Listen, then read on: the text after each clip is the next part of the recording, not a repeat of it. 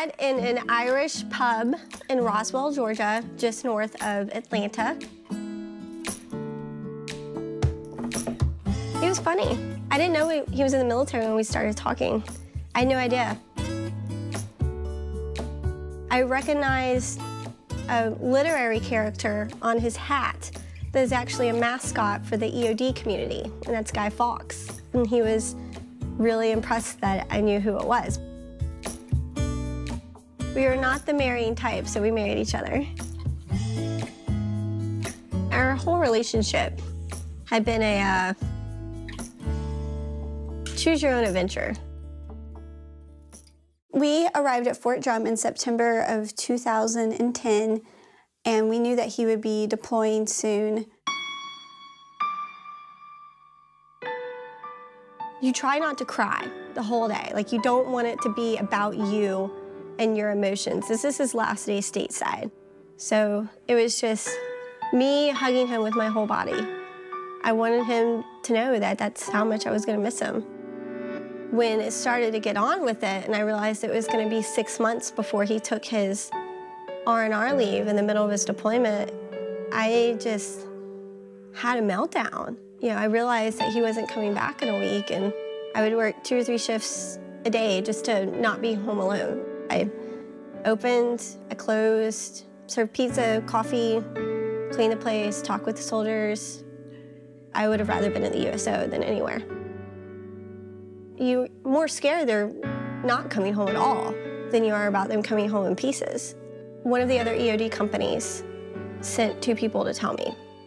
They just said, Aaron's been hurt, it's pretty bad, his legs are pretty messed up, and then they stopped talking.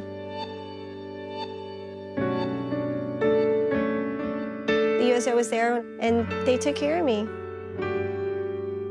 They gave me a bag they give to all wounded troops. You find blankets, jackets, hats, gloves, things like that, and in it were some luggage tags with our wedding pictures on them. His parents had just married off their middle child a year and a half before. I didn't want them to think that I couldn't keep it together. So we just walked in, and you try not to look at what's missing. I mean, he was bandaged every single extremity.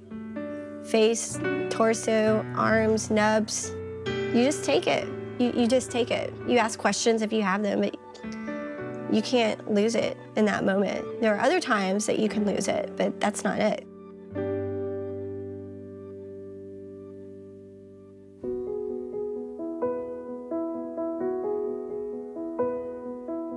I remember the first time I got to hug him in the wheelchair, like stand directly in front of him, and that was huge for me and his parents. And then I remember the day he got to walk. You just don't know what you're missing when you can stand in front of your spouse and hug them, when you can stand beside them and look into their eyes. I think the USO is one of the most wholly good and wholesome organizations I've ever come in contact with. Every step of my journey as I traveled from Fort Drum to Washington, D.C., from D.C. to Frankfurt, from Frankfurt to Landstuhl, all back again to Walter Reed, they were there. My USO experience is probably one of the few that is full circle in that I've given aid and received it. I wanted to volunteer at the USO because it made me comfortable. I felt welcome, invited, wanted, needed.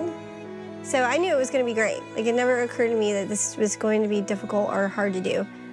What I didn't understand was how huge it was, how far-reaching that aid can go. There are no small cracks in this organization.